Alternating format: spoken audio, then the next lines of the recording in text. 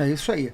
Bom, vamos começar aqui falando de Sul-Americana, né? Porque aproveitar que o nosso convidado está narrando os jogos da Sul-Americana, Muito né? bem, por sinal, né? Por sinal. Aliás, obrigado. eu quero aqui falar isso com o diferencial do Marcelo.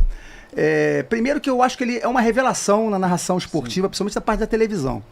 E esse lance dele cantar as músicas das torcidas na hora que tá entrando. Galera, vamos levantar do sofá que tá vindo aí o louco da cabeça. Isso é sensacional. É um diferencial. Quero dar meus parabéns para você aqui, que realmente, cara, da onde veio essa ideia aí? Cara, obrigado pelas palavras de todos vocês, desde o convite do pessoal do Fluminense, de outras torcidas, como você falou. Assim, eu estava conversando aqui fora do ar, né? E uma das referências que eu tenho, a máxima referência atual, é o Paulo Andrade, que era dos canais ESPN, agora do Grupo Globo. E aí, conversando com ele algumas coisas, eu acho que ele é o cara que consegue trazer emoção e informação na medida certa. Porque narrar é você informar e emocionar, mas o difícil é equilibrar quando puxar mais um para um lado ou para o outro. Só emoção é legal, mas sem contexto talvez não fique tão bom. Só informação, aí vira reportagem, não é narração, falta emoção. Então acho que o desafio é equilibrar as duas coisas. E aí, conversando com o Paulo, ele tem cada narrador tem as suas manias, as suas loucuras e os seus métodos de estudo para se preparar para um jogo. Ele faz de um jeito que eu achei legal e passei a fazer também, só que incrementei o meu estilo, que é a parte da torcida. Então, quando a gente vai se preparar quando eu vou me preparar para uma transmissão, eu faço um estudo grande sobre vários tópicos. Eu divido em tópicos. Então, e um dos tópicos, para resumir, não vou falar tudo, isso é muita coisa. Sim. Um dos tópicos é torcidas. E aí, torcidas / memes / qualquer coisa que esteja em alta naquele time. Torcedores ilustres, por exemplo. Exato, nomes, pessoas importantes, ídolos, enfim. Qualquer coisa que seja dessa parte mais puxando para o torcedor. Porque além de tudo que a gente já fala na transição, os confrontos, o estádio, quantos jogos, a história dos clubes, tudo isso faz parte e é importante. Mas para quem que a gente está falando? Para a torcida. Exatamente. Qual que é o principal, a chave dessa parada toda? Por que esse podcast existe? Por que a gente está aqui? Por que esses uniformes existem, essas cores? Por causa do torcedor. E por que o torcedor não é parte fundamental do espetáculo? Então acho que faz todo sentido você trazer o torcedor para dentro. E já que ele não pode estar fisicamente por meio da transição, pegar um portal e se teletransportar para o Maracanã, ou seja, para onde for, a ideia é tentar, por meio da transmissão, trazê-lo para dentro do estádio. Como?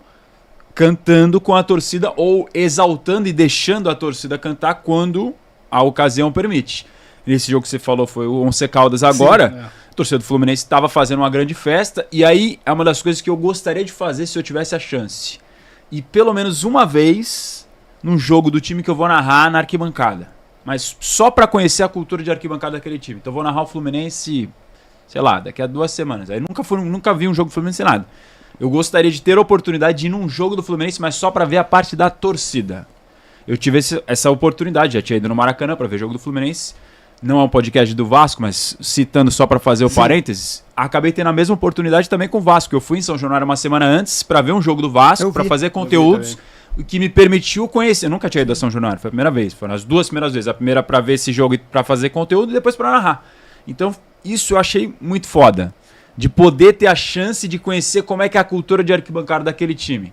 Isso acho que faz toda a diferença e aí me ajuda a conhecer as músicas e eu já sei que quando começa o laia, laia, laia, laia, laia, laia, eu já sei que é a introdução pra louco da cabeça. Então eu deixo a torcida brilhar, que é a torcida que vai brilhar naquele momento. O louco da cabeça tá aí, até atrás de você aí, a bandeira aí. Ó. Aí, não tinha nem visto. Porque na verdade o Assis, quando fez o gol em 83, que é a foto desse gol aí, ele quando foi comemorar, ele foi comemorar assim. Então isso aí virou o símbolo do louco da cabeça. Pô, ele foi um visionário então. Foi um visionário aí. Aí é 42 anos atrás aí. Boa, já vou anotar sempre, Assis. Ele tá sempre aqui do meu lado, ó. Aí, ó. Que é o meu ídolo eterno do Fluminense.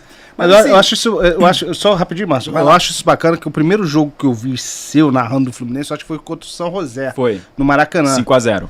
E foi o primeiro jogo. Isso. Aí chamou muita atenção. Nunca tinha narrado o Fluminense na vida em jogo. A gente tinha feito na Copinha na Casé TV, mas ainda não tava no par. Mas aí eu escutei assim, eu estranhei você puxando a música.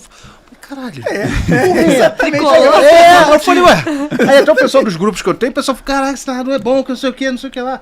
Tanto que Aí hoje começou a falar, narrador é tricolor. Exatamente. Né, exatamente. Aí então, o pessoal, pô, será que esse cara é tricolor, que não sei o que? Tá aí hoje aí. Hoje eu botei nos grupos, né, que eu faço parte, todo mundo elogiando, pô, esse cara é bom, que não sei o que, representa. Você tem um carinho grande da torcida do Fluminense, eu posso te garantir. Sim. Agora, você vai ter que se esforçar, porque a torcida do Fluminense é que tem melhor repertório de música Pois no é. Brasil. Não, e eu falei Isso isso. é bizarro. É bizarro, é muita música, muita música. tem pelo menos umas 10 que a gente canta na arquibancada, e as músicas são melodiosas, você consegue entender o que a torcida... Sim, diferente de algumas torcidas, Nessa barulho, que eu né? tento entender e, sinceramente, eu não consigo. Sim. E isso ajuda também o pessoal a decorar a letra, né? Sim. Não é porque eu tô aqui com vocês, não, e eu cheguei a falar isso numa das transições, que eu fiz os 2 jogos do São José e de volta, e agora o Once Caldas. Eu falei isso numa das transições. A torcida do Fluminense é uma das mais criativas. Eu escutei você falando isso. Das que eu já ouvi, assim, pude trabalhar, eu fui repórter quase 12 anos, vai. Cobri o dia a dia do Santos, do São Paulo e do Palmeiras como setorista todos os dias. E aí você vai pra vários estádios, viaja e tudo mais. E aí é uma coisa que é legal que a narração te dá, porque você começa a conhecer aprofundado os clubes. Eu sei quem é o Fluminense, quem é o Vasco. Agora, você estudar, você conhece um universo inteiro que você não conhecia. Porque você vai no aprofunda. E aí você chega na torcida, aí você conhece as músicas, aí conhece o hino, conhece a história. Tudo isso de cada clube te dá uma visão assim do que o futebol que é tão foda, o futebol visto sem clubismo, que é do caralho, assim, você consegue enxergar a beleza de todas as cores eu dos clubes consigo da sua fazer história. isso. Tem gente que não consegue. Eu consigo fazer isso também. Eu consigo fazer também. O futebol é muito foda, velho. Muito foda. Mas eu amo futebol. Mas, muito mas o foda. que ele tá falando é uma coisa que eu gosto de fazer. Eu até sacaninho, o pessoal fala isso. Se você quer zoar o rival, você tem que conhecer a história do seu rival. Ele até faz pra pegar na ferida depois, se quiser. Ele faz isso pra trabalhar. Na maldade.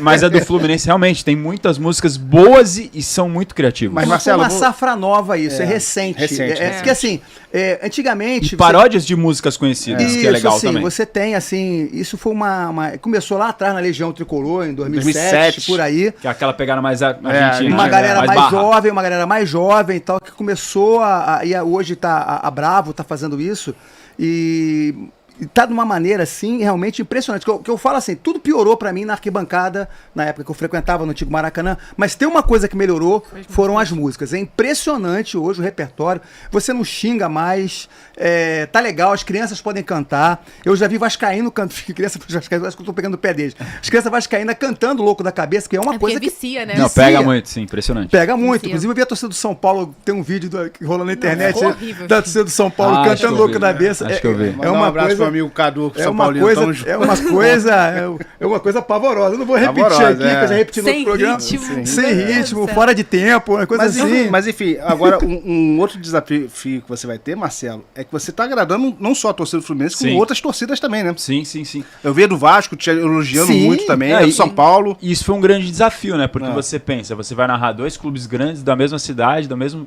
local, um local que está super em evidência, ainda mais em evidência já do que é tradicionalmente, que é o Rio de Janeiro, mas tem sido a capital do futebol sul-americano. Estamos falando dos últimos ultimamente. 3 campeões da Libertadores e depois do final da primeira fase, os 4 grandes classificados para os mata-matas das competições continentais. Flamengo e Botafogo na Libertadores, Fluminense e Vasco, tudo bem, Fluminense direto para as oitavas, o Vasco para os playoffs, mas Então, conseguiram, é. estão no tá lá. mata-mata. Então, Tá lá. assim, você narrar 2 rivais grandes, um espaço de diferença de um dia, um terça, outro quinta, e conseguir fazer um trabalho legal, é difícil, porque o cara pode ficar comparando. Ah, mas pra ele fez isso, pra cá É. não fez aquilo. O torcedor compara, é normal, natural. O cara se bobear, ele coloca no cronômetro quanto tempo gritou gol e vai ou nos decibéis pra ver se cantou mais pra um ou pra outro. O torcedor é assim, é paixão. Eu sei, entendo isso. Mas foi um desafio gigante e tem sido legal ter a oportunidade de conhecer e fazer um trabalho assim, nesse sentido de puxar essa cultura das torcidas para os clubes diferentes aqui do Brasil. O que uma competição contra estrangeiros me dá a oportunidade. Sim. Obviamente, se for um Fla-Flu, como é que eu vou fazer isso? Aí é um desafio gigante. É. Aí que seria o grande desafio, fazer isso. Tudo bem que o clássico aqui no Rio, vocês ainda têm essa dádiva de ter torcidas divididas, que é um espetáculo. Eu fui no Fluminense e Vasco, né?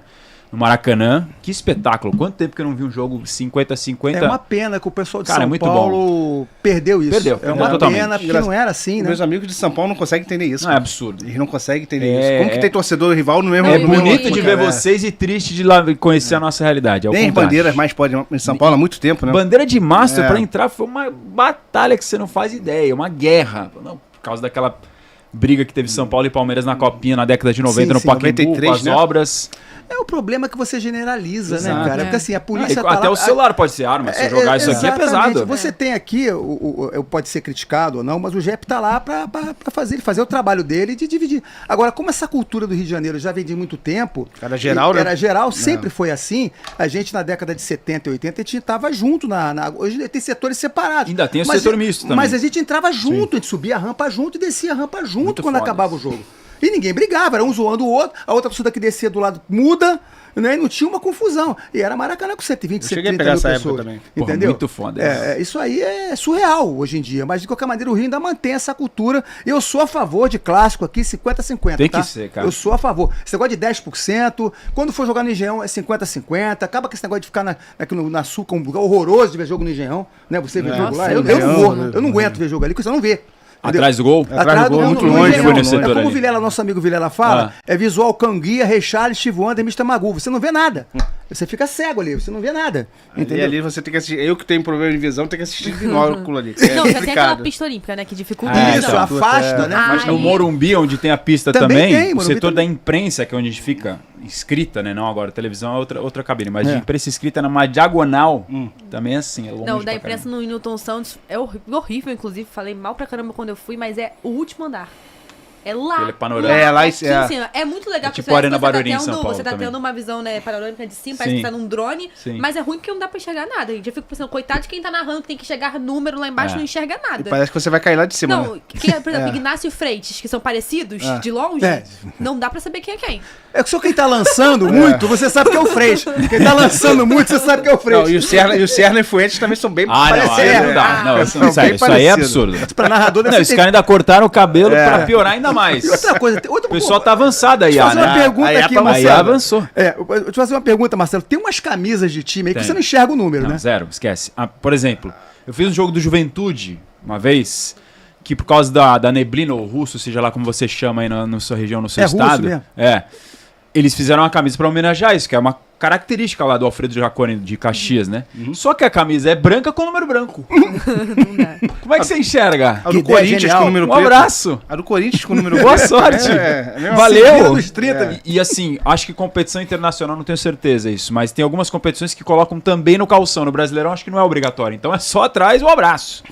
É. E aí, meu filho, pra você saber, você tem que estudar 10 vezes mais, porque eu não vou ver o número, eu vou ter que ir por uma característica Do física jogador. e a posição. Isso. Eu sei que o Samuel Xavier vai estar na direita, eu sei que o Fuentes vai estar na esquerda.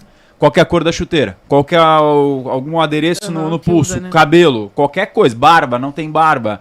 É branco? Não é branco? É moreno? Qualquer outro detalhe, porque o número esquece. E às vezes o jogador sai do vestiário e muda o cabelo. Não, aí ó, te lascou aí de é- vez. O bom é quando o cara mete aqueles visuais diferentes. É, Ah, aí isso é aqui fácil.